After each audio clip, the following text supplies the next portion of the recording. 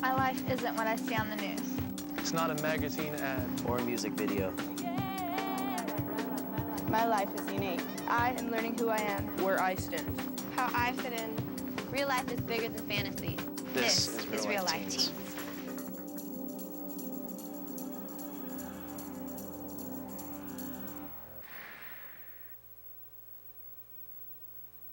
Welcome to Real Life Teens. In today's episode, we'll be taking a look at teens and drugs. We'll show you the kinds of drugs used today along with their effects and dangers. We're going to give you an idea of how common drug use is among teens. We'll show you what to do if you need help. Let's deal with a serious issue, teenagers and drugs.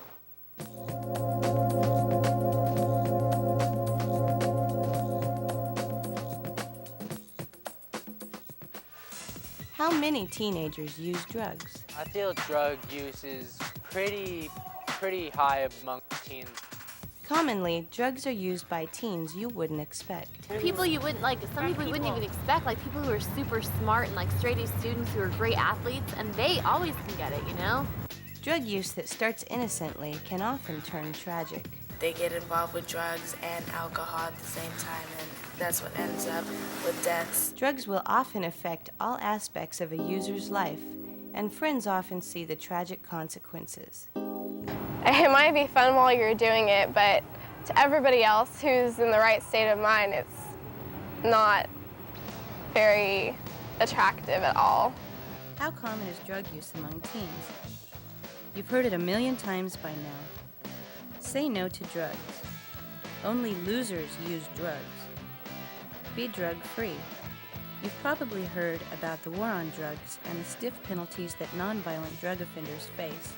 Despite these laws and penalties, most teens can get any drug they want. Ecstasy. Some people pass around acid. People sell drugs at school, corners, parties. Anywhere you go, you can get them. Some people choose to take drugs, some people don't. I mean, I don't know. Some people use it as an escape, some just do it occasionally, you know? Instead of positive life experiences, teen drug users battle ups, downs, and even wild hallucinations. Right, when your friend is running around and telling you how they're seeing rats and the rats are killing them, and how they wake up in the middle of the night and like there's a clown in their room and the clown won't go away and the clown follows them around everywhere. And then they're talking about them, they're driving and the clown's in the back seat and like they keep on looking back because this clown is making fun of them and mocking them and you know there's no clown. It may sound funny until you realize how many teen lives are ruined because of drugs. And dangerous drugs are more available than ever. Marijuana use is steadily increasing among teens. Party drugs like ecstasy are growing in popularity every year. I know people who do it and they think it's the best thing, and I know other people who do it and they don't like it and they do it just to fit in. The types of drugs teens are using have changed, but the only way teens can be kept from drug abuse is if they personally make the choice that drugs are not for them. Let's talk about what we're not going to do. We're not going to say, just say no to drugs, and expect the phrase to fix the complex problem of drug abuse. We're not going to show images of desperate teenagers lying in the gutter from taking one hit of pot, because we all know that's a lie. We're not going to paint a dramatic picture of an innocent teenager being pressured into drug abuse by an evil pusher, because that's usually not the way it happens. What we will do is point out which drugs are common, what they do, what their risks are, and how drug abuse can realistically affect the average teenager. Many teens share the fantasy that they can control their drug use. That's nothing but a fantasy, because when you take drugs, the drugs take care, they own you. You don't own the drug. Eventually, the drugs take you over. When you think you're in control, really the drug is controlling you. You need to decide your position on drug use before you risk drugs in your life. So many friends who have gotten involved in drugs, and then they were just stuck with it. It was just something that was part of their lives.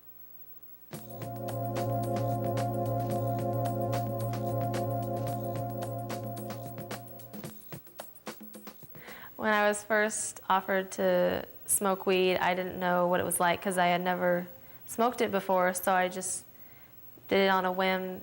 I don't get why people do drugs, but they do drugs just to get away from their problems. People I know do it recreationally. There are many reasons why teenagers try drugs for the first time. 1, because they're curious. Perhaps they've witnessed drug use from friends, family, or seen it on TV or the movies. Even if the drug use they've seen is negative, they may have a curiosity about it. Mostly Vicodin, ecstasy, marijuana. I think cocaine's starting to rise to a younger crowd. Yeah. I know a lot of people that do cocaine. They do every kind of drug, whatever they can get their hands on. 2, because they are confused. All of the negative portrayals of drugs in our culture may dramatically contradict what a teenager notices when he or she is faced with a drug. After all, a small pill, a line of powder, a bag of marijuana never looks as evil in person as it does in the movies. And when a teenager sees a friend who's high, it may not look dramatic. I've just seen the regular effects of getting high and just chilling out. I've seen some people get a little paranoia, but that's pretty much it. 3, because of a spontaneous decision. Sometimes teens who have assured themselves and their parents that they would never take drugs find themselves in a situation where their defenses are down. They are distracted, they are emotional, or they are just not feeling as responsible as they normally do.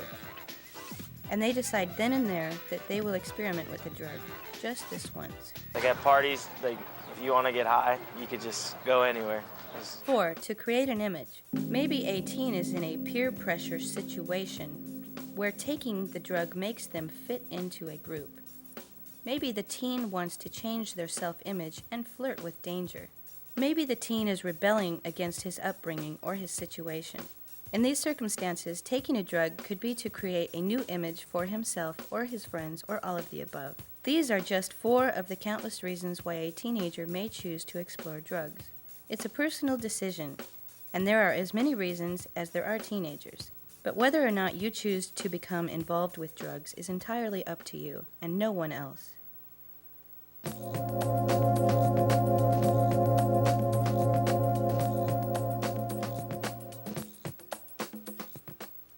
Weed, ecstasy, speed, coke. We didn't know that he was using drugs, and we got a call because he was at a party, and they said that he overdosed on drugs. The list of drugs used and abused by teenagers changes over time and depending on where you are in the country, but they all fall into certain categories. 1. Legal drugs include prescription drugs and over-the-counter medicines. Remember, even a harmless painkiller can be dangerous if abused, so don't falsely believe that just because a drug is legal that it is safe. 2.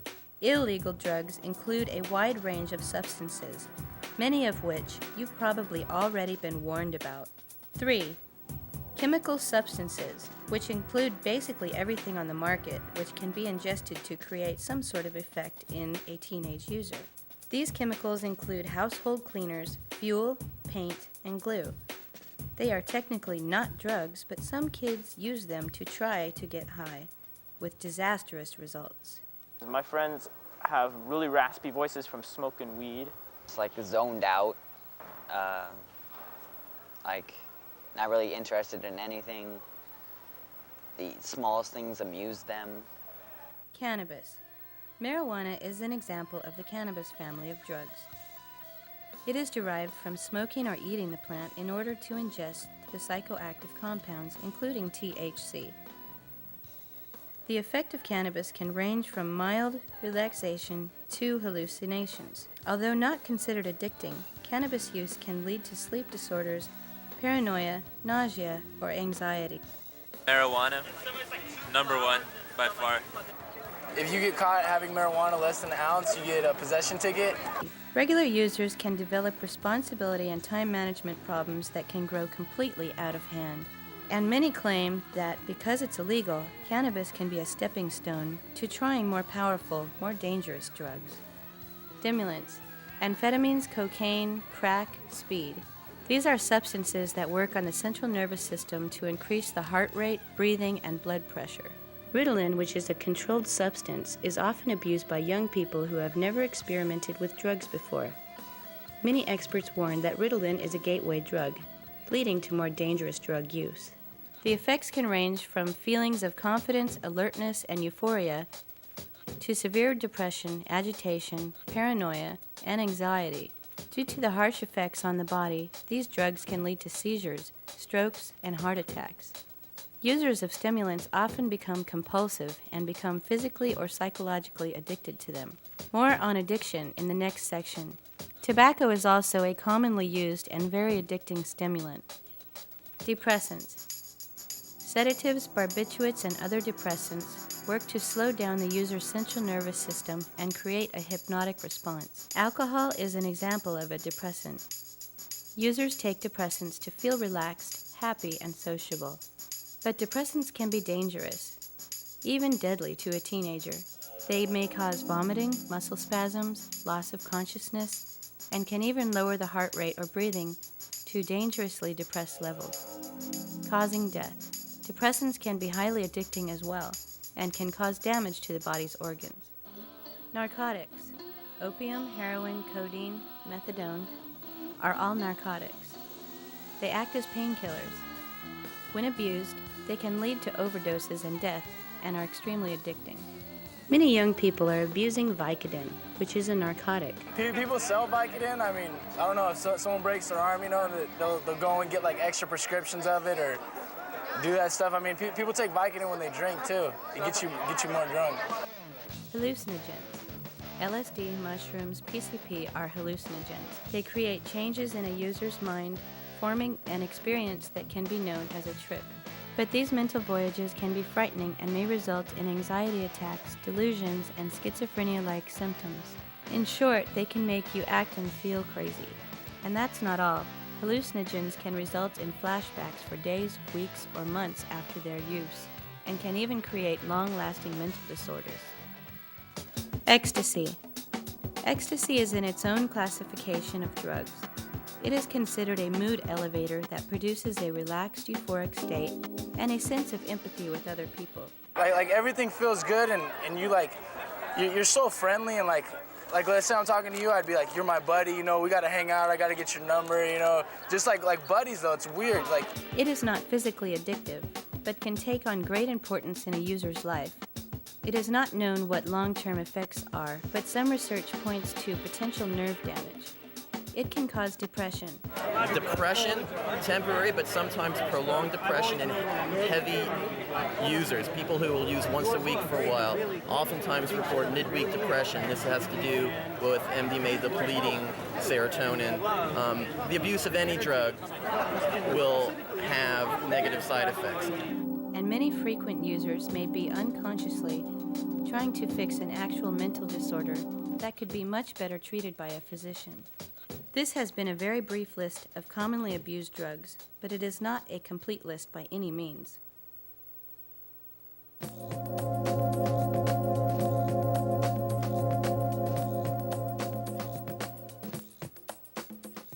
It started with marijuana and it led to crack, and she's gotten in lots of trouble for that. Like, she's had to be put in an institution, and she's also had to go through like a step course because it's just, and she has her boyfriend, it's just not a good deal at all. He tried to skate while on marijuana and he kind of broke both arms. Here is a short list of the bad effects drugs can have on a teenager's life. The average teenager doesn't see the hysterical results of drug use shown in most scare tactic films, so they may not think their lives will be damaged by drug use. Well, think again. Introducing a drug into your life is going to change you, plain and simple, whether it happens immediately, like an overdose, or slowly, like psychological dependence. Let's look at a common drug like marijuana. It can make users paranoid, irresponsible, have trouble remembering, and make them want to withdraw from everyday life. When abused, marijuana can limit a person's success, make them lose opportunities, and affect their relationships with family and friends. Or what about a drug like ecstasy? It can trigger depression in some users, plunging them deeper into emotional problems than ever before. It can create a psychological dependence, becoming more important than doing well in school, developing relationships, or succeeding in goals. And of course, when taking a drug like ecstasy, you don't really know what you're getting into unless you have the tablet tested. That means you could be taking a substance you normally wouldn't be caught dead with. A young person's life is complicated enough without the introduction of substances that mess it all up with unknown results. They're addicted to something. It's like you do anything to get it. Addiction is a very real possibility when it comes to drug abuse. Some drugs, such as cocaine, can be addictive after using them just once. Many users report that once they use coke, they never lose their craving, even years later. Addiction can be physical or psychological. If you are physically addicted to a drug, that means your body needs a certain amount of that drug every day or you will go through withdrawal symptoms. This can be extremely painful or dangerous for a user. Psychological addiction means that you have a craving for more and more of the drug. Users may keep trying to achieve a high by taking a drug, but when a body gets more and more tolerant, this dosage may approach overdose levels, resulting in tragedy. So before you take the risk, think seriously about the consequences. In some cases, that first dose is enough to make you crave the drug for the rest of your life. Clearly, introducing a powerful chemical into your body is going to affect your health. In short, abusing drugs is one of the least healthy choices you can make in life. An overdose is the tragic result of all this uncertainty. Even users who have successfully avoided danger a few times on a certain drug may find themselves in an emergency room or dead on their next hit. I was in PE with a friend who was on acid, and he was joking around. He was saying, "You know, man, I would punch you in the face, but it's melting." Overdoses can result from not knowing what's in the drug, by mixing a drug, or by taking too much of a drug, or by a person's body rejecting or reacting to a drug in a dangerous, life-threatening way. The first time is the best time, in that you'll try to mimic it with another time, but it won't work. It won't be as good.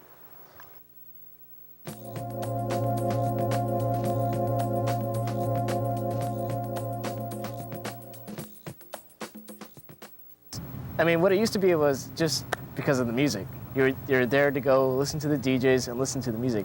Now it's turning more to like, okay, well, I'm gonna go there and buy so many grams of X or whatever, just to be, oh, I can feel the music or whatever. It's like you don't need drugs to do that. You can feel the music without drugs. The late night dance phenomenon has been around for years, but the age group of the audience now is more and more teenagers. Certainly, freedom of dance and expression are very positive, and raves can be nurturing environments for young people when they are run by reputable promoters. But too often, teenagers look at raves and late-night clubs as sources for getting high.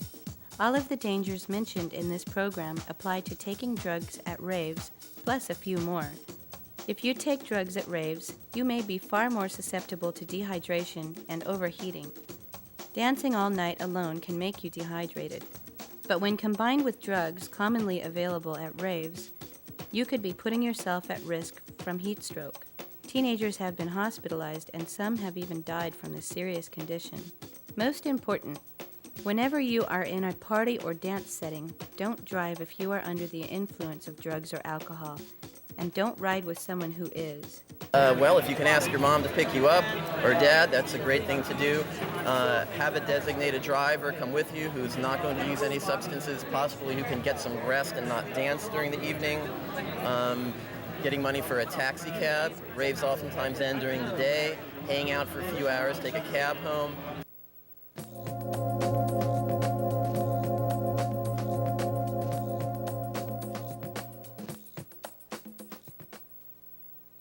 My friend did drugs basically every single day, and now she's been off drugs for 6 months, and she's happier for it.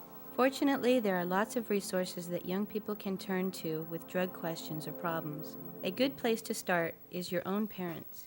But if this isn't possible for whatever reason, find another adult you can turn to. Often this can be a teacher, coach, counselor, adult friend, or other authority. Try to find an adult rather than a peer because adults usually have more resources, experience, and power than your friends. And when dealing with an issue as serious as drugs, you want to get the right advice and help. It really helps you when people sit there and just don't talk and listen to you. We have programs here at school that regarding alcohol and drug use that the kids can get involved with, where they can talk about it. Go to my friends and my brother. My brother is like the biggest part of my life. He's my best friend, so I talk to him about everything. And last, make sure you are informed ahead of time about drugs. The only way you can make a good decision is to make an informed decision based on facts, not opinions. But remember, you should make up your own mind ahead of time.